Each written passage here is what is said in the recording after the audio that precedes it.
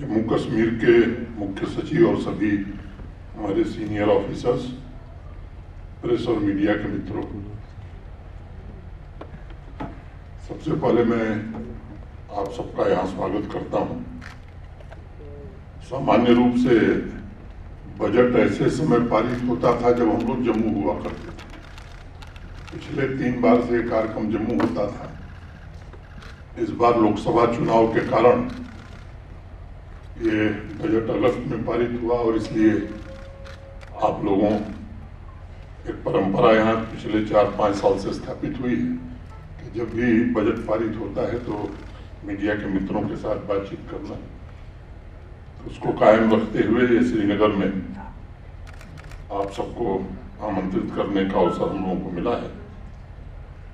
व्यक्तिगत रूप से मैं इसे एक ऐसा मौका भी मानता हूँ कि पिछली यादों का सिलसिला जो आप सबसे वो फिर से जुड़ जाता है, और इसीलिए कहा गया कि हम खुदा के तो कभी कायल न थे, तुम्हें देखा तो खुदा याद आया। जब संगत तक आप लोगों की होती है, इंतजार खत्म होता है, और ये इस तरह के कार्यक्रम में समझता हूँ कि एक ब्रिज का काम करते हैं। व्यक्तिगत रूप से मैं या प्रशासन के लोग और आप बातचीत करने का एक अवसर रहता है। मुझे ये पता है कि मीडिया का साक्षी भाव घटनाओं को रिपोर्ट करने का, या मैं कहूँ कि उसमें आपका अहम रोल है, और आपसे बेहतर कोई नहीं जानता है। पिछले 5 वर्षों में मैं एक बात कह सकता हूँ कि आम आदमी की आकांक्षाएं और सामाजिक आर्थिक विकास के क्षेत्र में जम्मू कश्मीर ने काफी प्रगति की, और मुझे लगता है कि खुली हवा में सांस लेने का लंबे समय के बाद यहाँ के आम नागरिकों को अवसर मिला है। अपनी मर्जी से जीने का अधिकार सामान्य व्यक्ति को मिला है। और अगर मुझसे कोई पूछे कि इन 5 सालों को किस तरह से आप देखते हैं, तो मैं इन 5 वर्षों को शांति, प्रगति और समृद्धि के कालखंड के रूप में देखता हूँ। जो लोकसभा के चुनाव हुए, या मैं कहूँ कि लोकतंत्र का जो पर्व हुआ, मोटे तौर पर ओवरऑल 58.46% मतदान पूरे जम्मू कश्मीर में हुआ। वैली की अगर मैं बात करूं तो यहाँ भी 50% से ज्यादा मतदान हुआ, और लंबे समय के बाद 3.5 दशक के बाद इस तरह का मतदान लोगों ने बढ़ चढ़ करके किया। स्वाभाविक रूप से जमहूरियत या लोकतंत्र में लोगों ने अपनी आस्था व्यक्त की। तो मुझे लगता है कि लंबे समय बाद भारी मतदान हुआ, और निष्पक्षता पूर्वक जिसको जहां मर्जी हो वोट दे, चुनाव कराने में प्रशासन को सफलता मिली।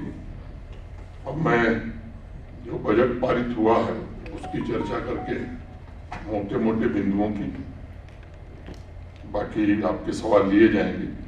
आप सबके ध्यान में होगा कि ये 24-25 का जो बजट है 23 जुलाई को पार्लियामेंट में ले किया गया था, और 8 अगस्त को संसद के दोनों सदनों से ये पारित हुआ है।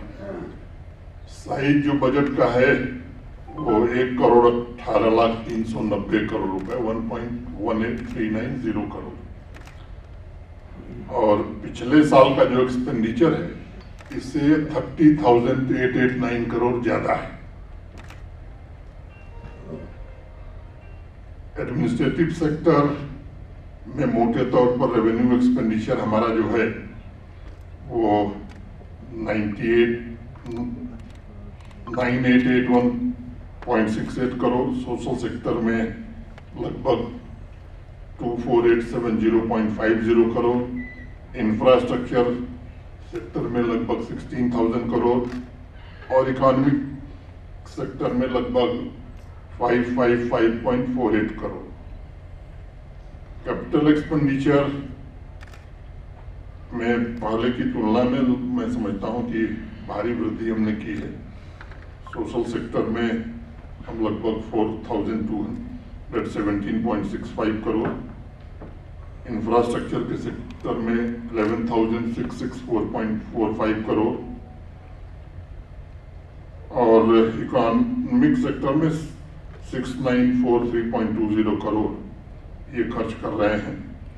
Capital expenditure contribution towards GDP 14.01%, और अगर मैं पीछे 5-6 सालों से तुलना करूं तो एक तरह से डबल हो गया है।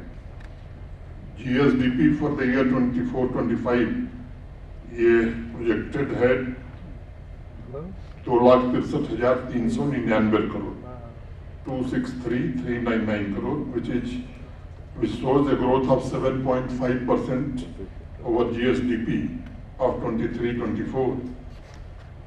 Tax या gross domestic product ratio for 24-25 has been projected at 7.92%, which is higher than previous year, that is 5.68%.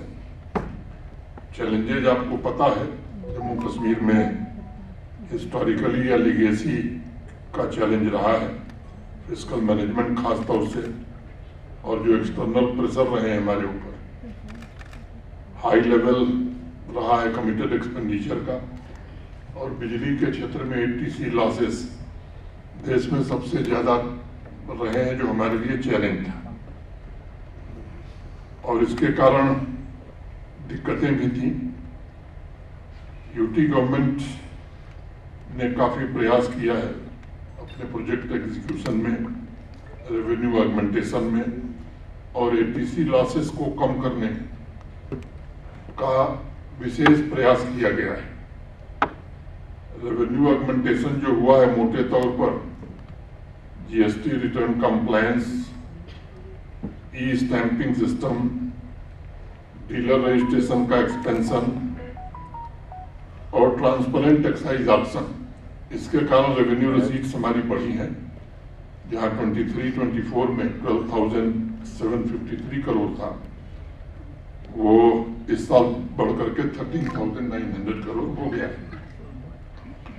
GST collection में 12% का इंक्रीज है, एक्साइज में 39% का मोटे तौर पर इंक्रीज है। पावर रिफॉर्म की दिशा में जम्मू कश्मीर काफी आगे बढ़ा है, और 5.74 लाख मीटर्स अभी तक लगाए जा चुके हैं, और मुझे लगता है कि इसके कारण 25% रिडक्शन ट्रांसमिशन और डिस्ट्रीब्यूशन लॉसेस में हम कर सके। एक बात मैं जोर दे के कहना चाहता हूं कि पिछले 3 साल में पावर टैरिफ में 1 पैसे का इंक्रीज नहीं हुआ है, और इसका क्लैरिफिकेशन पीडीडी के हमारे अफसरों ने भी दिया है। और दूसरी बात कि देश में सबसे सस्ती बिजली जम्मू कश्मीर में ही दी जा रही है। कुछ एक प्रचार हो रहा है कि साहब बिजली बिल बढ़ गई है, बिजली बिल ज्यादा आ रही है, इसलिए मुझे ये बात कहनी पड़ी कि कोई बढ़ोतरी जम्मू कश्मीर प्रशासन ने पिछले 3 साल में पावर टैरिफ में नहीं किया है। और दूसरी बात कि वो आपके अगल बगल के जो राज्य हैं, चाहे वो हिमाचल हो, पंजाब हो, हरियाणा हो, इनसे तुलना कर लीजिए, या देश के किसी यूटी और किसी स्टेट से तुलना कर लीजिए, और फैक्चुअल स्थिति है कि एवरेज जो हमारी खरीद है उससे भी सस्ती बिजली हम यहाँ के कंज्यूमर्स को दे रहे हैं। अनेक एक्सपेंडिचर रिफॉर्म्स भी पिछले 4-5 वर्षों में जम्मू कश्मीर प्रशासन ने किया है। एक तो सेंट्रली स्पॉन्सर्ड स्कीम्स का कैसे अच्छे ढंग से हम दोहन करें, इसका एक सुनियोजित प्रयास हुआ, जिसके कारण 22-23 में जहां 6,400 करोड़ रुपए हम प्राप्त कर सके थे, 23-24 में वो बढ़ करके 10,300 करोड़ रुपए हो गए, और इस वर्ष मैं उम्मीद करता हूं कि इसमें और वृद्धि होगी। टेक्नोलॉजी रिफॉर्म्स के कारण ट्रांसपेरेंसी और अकाउंटेबिलिटी, खासतौर से बजटिंग और एक्सपेंडिचर के मैनेजमेंट में इसने बड़ा योगदान किया है, और एक सिस्टमेटिक ड्राइव चला करके प्रोजेक्ट्स की physical monitoring, geo tagging, photography के कारण काम की स्पीड हमारी 10 गुनी बढ़ी है। आधार सीडिंग और बायोमेट्रिक वेरिफिकेशन के कारण जो एलिजिबल लोग हैं उनको सोशल सिक्योरिटी स्कीम्स का लाभ मिल रहा है, और जो लीकेज था वो पूरी तरह से बंद हो गया है। अभी वित्त मंत्री जी को आपने सुना, इफेक्टिव फिस्कल मैनेजमेंट पर उन्होंने जम्मू कश्मीर प्रशासन की सराहना की है, और मुझे लगता है कि इसका बड़ा लाभ हमें हुआ है। ट्रांसपेरेंसी लाने में, और पहली बार 28,000 करोड़ हमारा जो लंबे समय से ड्यूज था पावर सेक्टर का वो रीपे कर सके हैं। नहीं तो ऋणम कृत्वा घृतम पीवेत, एक कहावत हमारे यहाँ, यावत जीवे सुखम जीवे ऋणम कृत्वा घृतम पीवेत, जब तक जिए सुख से जिए, कर्जा लीजिए और घी पीजिए। तो उस व्यवस्था से जम्मू कश्मीर पूरी तरह से बाहर निकल गया है।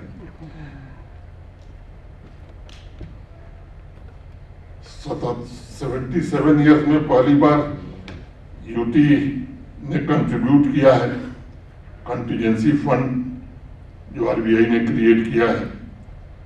23-24 में फिस्कल डिसिप्लिन और खर्चों में कटौती के कारण हुंडीज और ओवरड्राफ्ट से अब जम्मू कश्मीर बाहर निकल गया है, जो यहाँ की परंपरा थी। जो इम्प्रूवमेंट्स हैं वित्त मंत्री जी ने बताया है, मैं थोड़ी सी चर्चा करके बात खत्म करूंगा।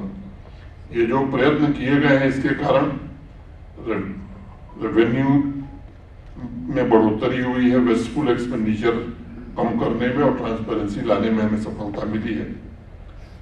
और इसका परिणाम ये हुआ कि जो जीडीपी हमारी 15-16 में थी, 23-24 में ठीक वो डबल हो गई। जहां 15-16 में हमारी जीडीपी जम्मू कश्मीर की 1.17 लाख करोड़ थी, वो 23-24 में 2.45 लाख करोड़ की हो गई है। और 24-25 में हम एक्सपेक्ट कर रहे हैं 2.63 लाख करोड़ की। तो ये डबलिंग द इकोनॉमी, ये बड़ा भारी अचीवमेंट मैं मानता हूं।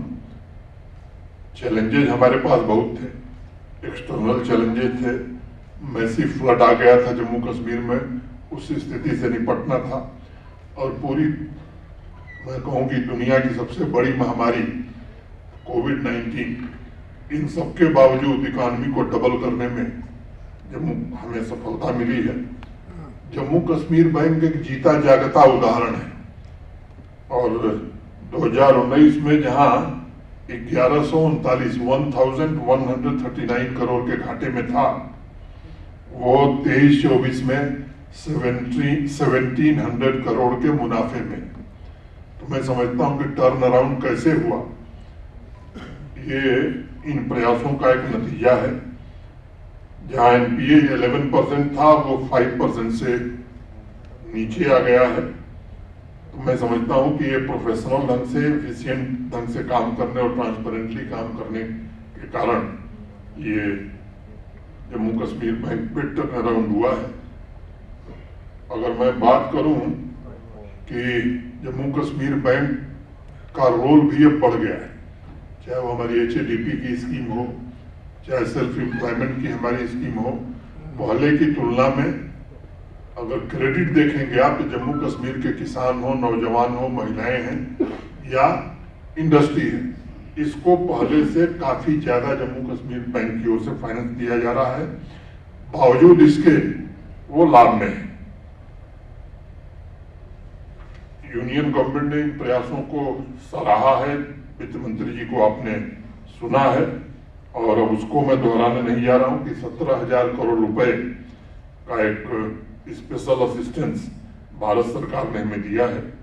और उन्होंने बताया कि अब GDP ratio will reduce to 3%, fiscal deficit to GDP ratio will reduce to 3%। मैं समझता हूं कि ये बाकी राज्यों की तुलना में बहुत बेहतर है। मेजर आउटले का विवरण है, वो कागज आपको दे दिया जाएगा। उस पर मैं समझता हूँ मोटे तौर पर मैंने आपके सम्मुख विषय रखा है। और अगर आप लोगों को कुछ जानकारी चाहिए, पुलिस और सिक्योरिटी का एक्सपेंडिचर मोटे तौर पर 11% हमारे बजट का रहा है, जो अब भारत सरकार उसका वहन करेगी। कुछ साथी अगर कोई सवाल हो तो हमारे चीफ सेक्रेटरी भी हैं, फाइनेंस सेक्रेटरी भी हैं, सारे हमारे सीनियर अफसर हैं, आप पूछ सकते हैं।